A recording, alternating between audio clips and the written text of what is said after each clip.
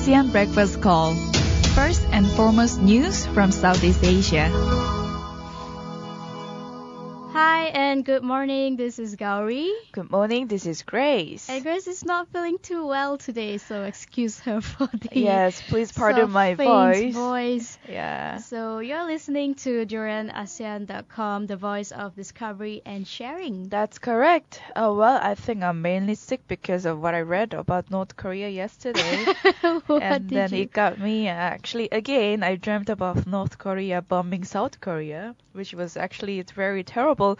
But what's happening was, just to highlight this news between North Korea and South Korea, is North Korea, they never stopped threatening on the nuclear test, and then they actually announced that they will increase the amount of the nuclear test unlimitedly, and the UN tried to stop them, but then it seems that the leader, Kim Jong-un, he doesn't seem to listen to UN or USA anymore. Yes, he did dismiss UN's remarks, whatever they said. They tried to warn him to change his mind, change his decision about the nuclear test, and he just wanted to dismiss the remarks and go ahead and do it anyway.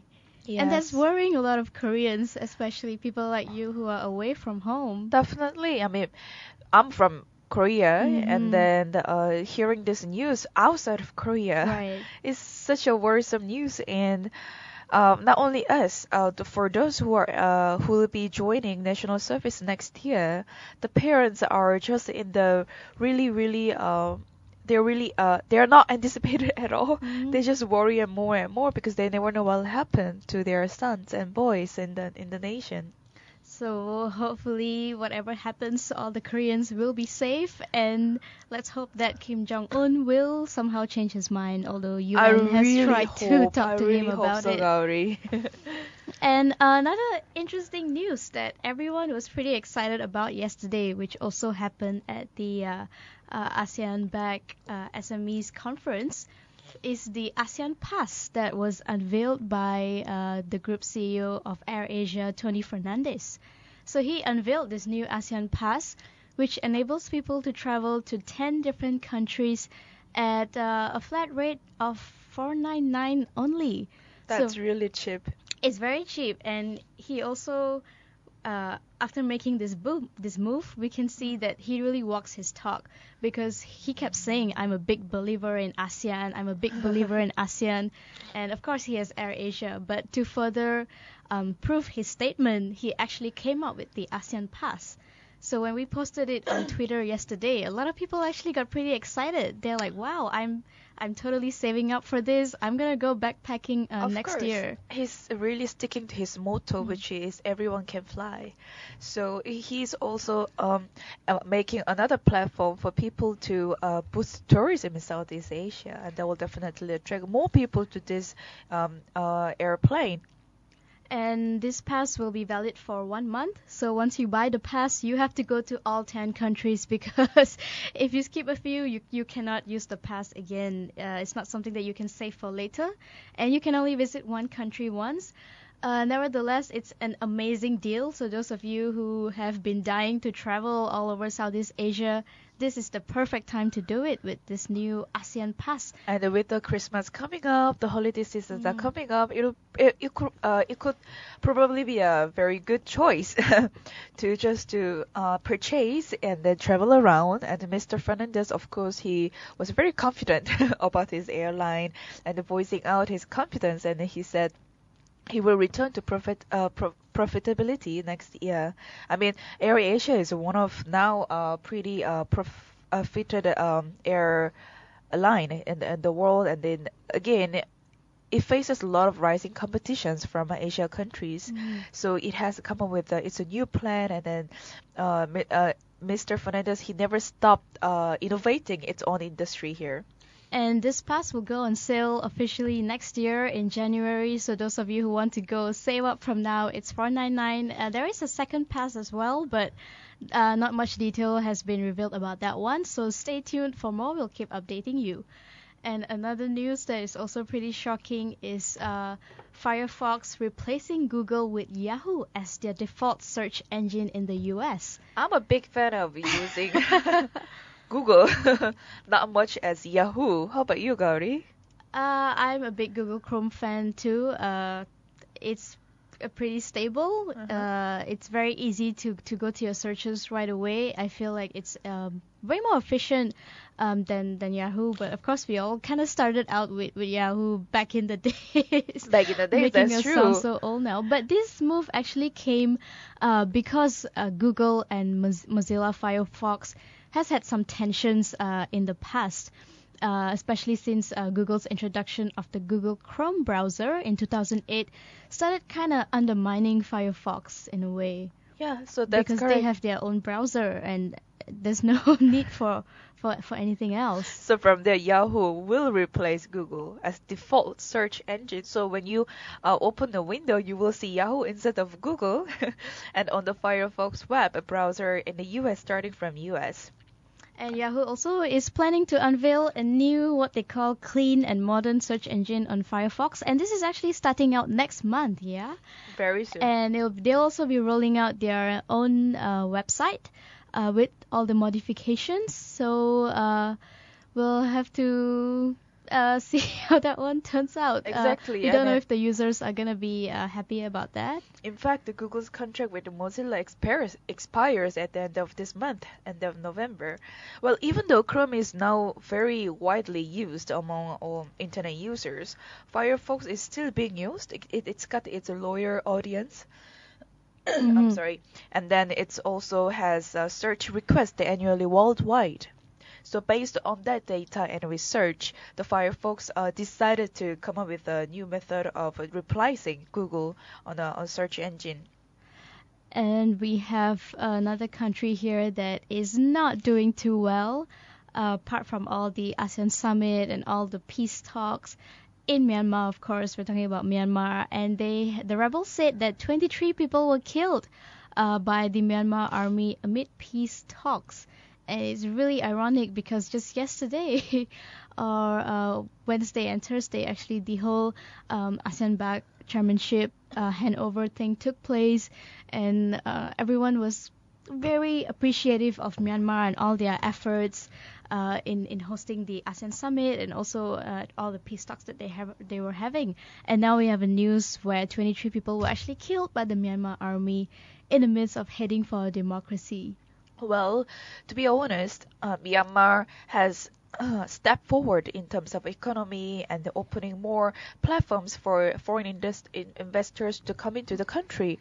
However, on the other side, the human rights, when it comes to these areas, Myanmar still has to take a lot of things into consideration. And this is one of the cases, apart from we've been reporting about Rohingyas problem, the community that has been pretty much controversial. And actually, one of the representatives from the ASEAN-backed Myanmar, I remember he was saying that, well, all this while, the government was very, very stable. It was military, but it was still very stable. The only thing was that they had to live in very harsh conditions. Everything was very strict, very rigid, and now they're going for a democracy, which is kind of unstable. But that's necessary for the country to move forward, especially with the ASEAN integration. One way or the another, a country needs a sort of dictatorship or a military kind of a government system to be able to stabilize the whole government economy-wise. But surely enough, it doesn't last long. Even Korea, South Korea, we were under the military government system for a long time. But then that was the best time. The economy was very stable for a long time. But back to Myanmar, what happened was the Labours have threatened to abandon ceasefire talks because of the attack that happened. And also Myanmar's government has been in the peace negotiation, like you mentioned, in the Kachin and also other ethnic rebel groups. And just to compare it a little bit with what's going on in Thailand now, because ever since the military, the junta took over, we cannot deny actually that the country has been pretty stable compared to how they had all these different misunderstandings and bickering among the two parties. And yes, it has been stable since General Prayut Chan-o-cha took over, but of course at the same time it's not what the people want. Of course. It's not the democracy that they're looking for. And the difference here is Myanmar is slightly ahead of Thailand in the sense that they are clear about the democracy that they want. They have already scheduled an election for next year, whereas Thailand has still not decided on whether or not there's going to be an election yet, because it's being very much controlled by the head of the military, who It also looks like Thailand is going back and Myanmar is stepping forward.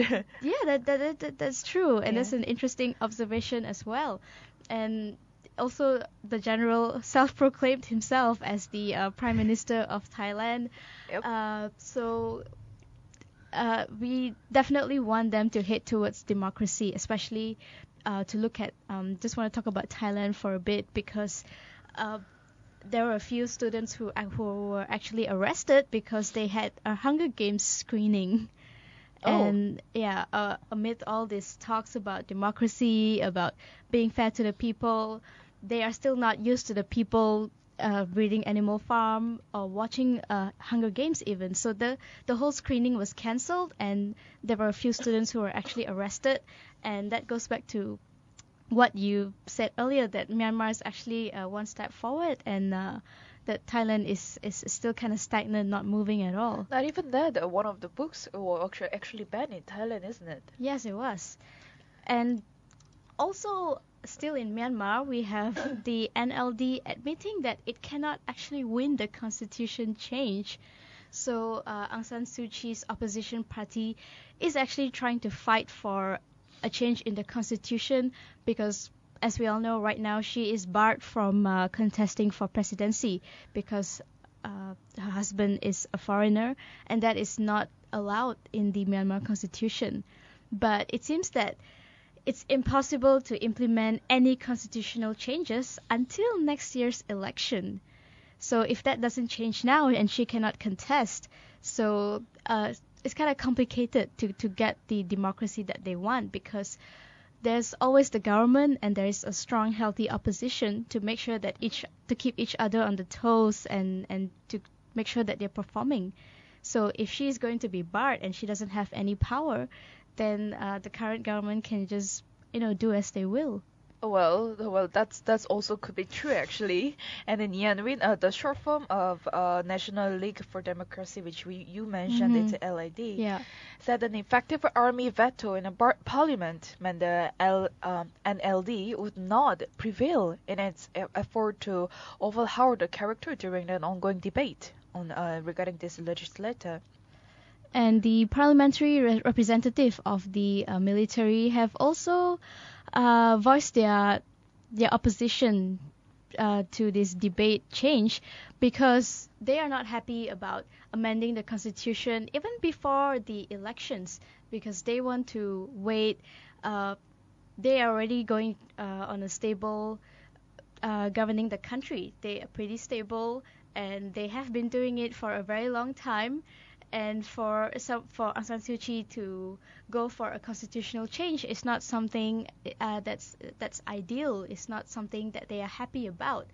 However, the legislators will be choosing a new president after the general elections in November 2015. And of course, we all know that Aung San Suu Kyi cannot stand for the top post because of the clause 59F actually, which bans those with a foreign spouse or children, and her late husband and her two sons are actually British.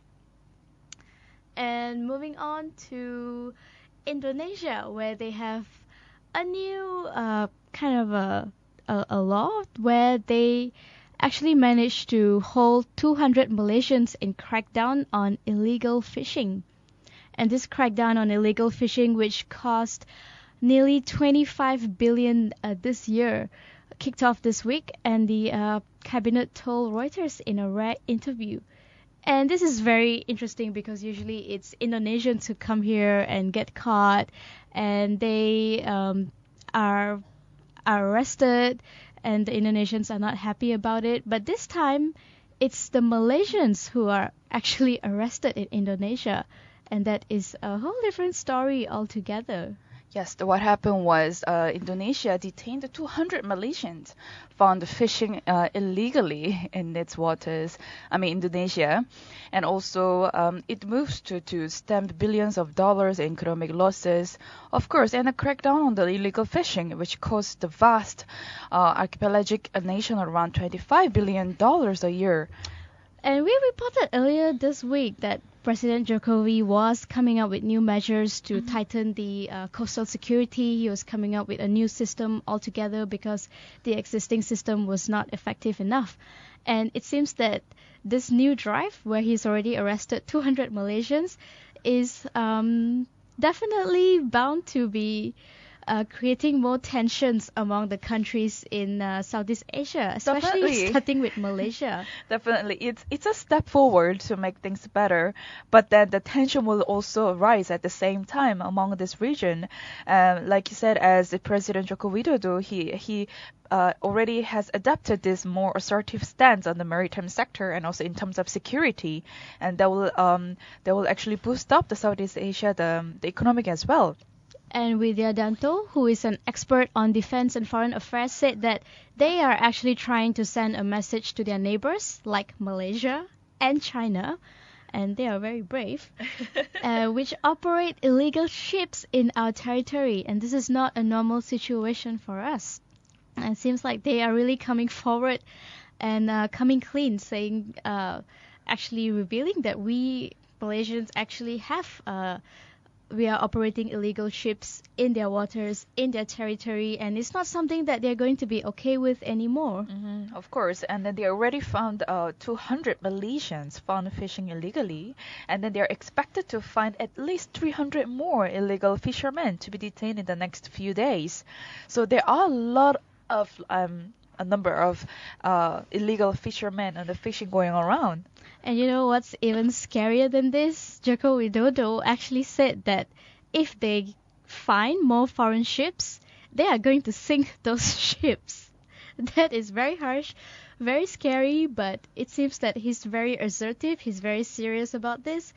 If the ships are found sailing without permission in the Indonesian waters, the ships are going to be sunk. It sounds very emotional, but I believe it's necessary to announce things on in terms of security, and also the tension has been growing in the maritime because things are done illegally. And first of all, illegal, it's wrong. And then like Joko Widodo has come up with sink to 10 to 20. And then they will be scared. Definitely. Sometimes it's unnecessary, that's what I mentioned. But remember to rescue on board the crew first, of course. He doesn't want to kill all those people on the board. And Indonesia will also be aiming to launch a new Coast Guard force in the middle of December to prevent all this piracy and illegal fishing. And also in their new effort to safeguard the maritime borders, of course. So, of course, we'll be receiving more news regarding the maritime from Indonesia and how in terms of security is tightening up. Yes, and hopefully it doesn't affect the relationship between Indonesia and Malaysia that much, because we're very close to each other and we want to be friends, of course. We don't want to be fighting. Just because of illegal fishing. And let's go to Cambodia, all the way from Indonesia, where they have been unable to cope with the resettlement of refugees, according to the Human Rights Report. And in the last 5 years of all the refugees that they've had in the country, it seems that they have failed to legally even resettle one single refugee in their country. And definitely this is the concern about the country's capacity to cope with a new influx resettled from Australia. And Cambodia, in fact, has never issued a residence card or citizenship to a refugee. The Human Rights Watch report released on the last week. And also, the country itself will soon begin accepting these people from Australian-run detention centers for permanent resettlement. And they also will be resettled somewhere outside the capital, Phnom Penh, with Australian government support. So currently there are about 63 refugees in Cambodia, so that's not a too worrying number. But none of them has been issued any residence permit.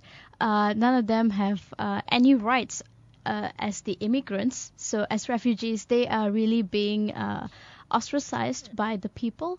And by right, as per their domestic law, they should be given some sort of a protection or some sort of a citizenship, or just take care of them, put them in a shelter somewhere. But Cambodia has not been able to do that so far. And apparently they are carrying this the piece of paper called prakas.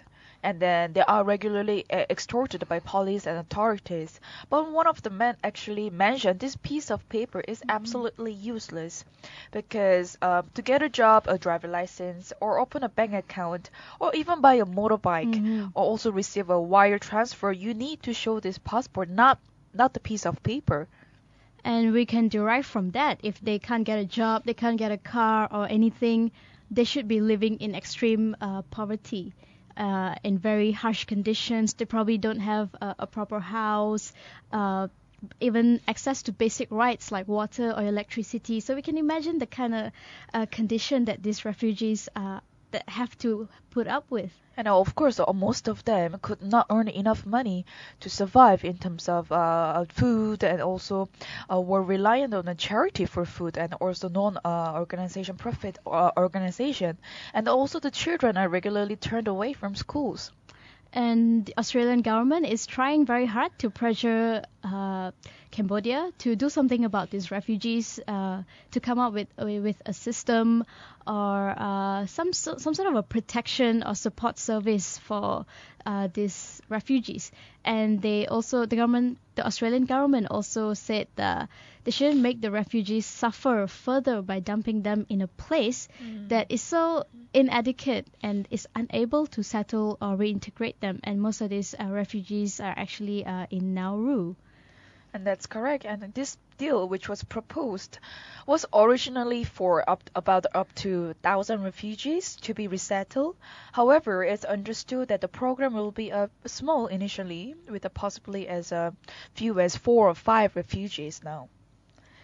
And let's hope that the Cambodian government will do something about it. I hope Australia keep pushing them and make sure that they do come up with a proper system or a support service to address this refugees issue, because once again this goes back to a human rights thing for people to be living in such harsh conditions. Of course, is unacceptable, and we want to do something about it. In fact, Australia is looking into help Cambodia in terms of this issue.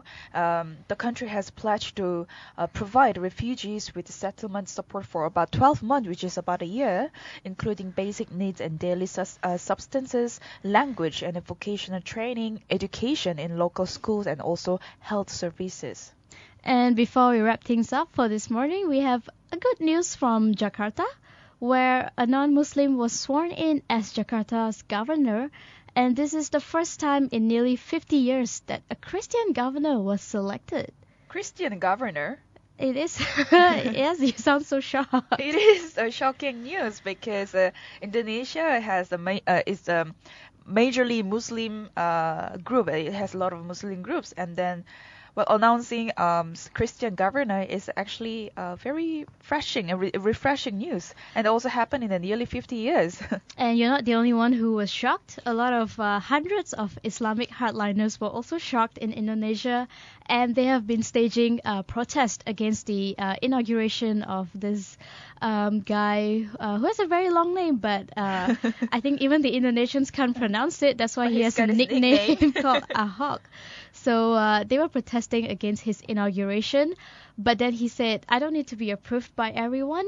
The ones who deny me are actually not Jakartans. They are from other places like Bekasi or Depok or Bogor. But to really look at it, it doesn't matter what your religion is, as long as he can do his job as a governor, he can carry out all the responsibilities, that's all that matters in this case. That is true. Logically, that makes sense in terms of running a region. However, I think people's worry comes from where it could be different mindset, religiously and culturally, and then one governor can actually craft the whole society and also the system in the region. So that's when the people worry come from, and then some people can go against this person, Ahok, and the thousands of police were deployed and around this capital in case of violence. But however, there was only a small group of peaceful protesters. That's right. At the same time, there were also many Muslim organizations who have voiced their support, which is a very good thing. And it's definitely a very positive move for Indonesia that they actually managed to break out of something that they've been doing for 50 years. Yes. It seems that they are all geared up for change, and they're heading in an upward direction. Well, adding to a more positive side of having the first ethnic and also Christian governor of Jakarta, he is pretty well known for being very transparent and then no nonsense and also at times of an abrasive leader. His style also has been praised by the residents, long weary of graft-ridden and inert bureaucracy. So it's actually good news to people there. And congratulations to Indonesia. So that's all the time that we have. Don't forget to like our Facebook page, follow us on Twitter for all the latest update from ASEAN. And as well also, as we have TuneIn app. Download our TuneIn app and find us Durian ASEAN. or of course you can tune into us on your computer at durianasean.com. So we will be back in a bit to discuss Blast from about our Grassroots. Blast from the Grassroots session.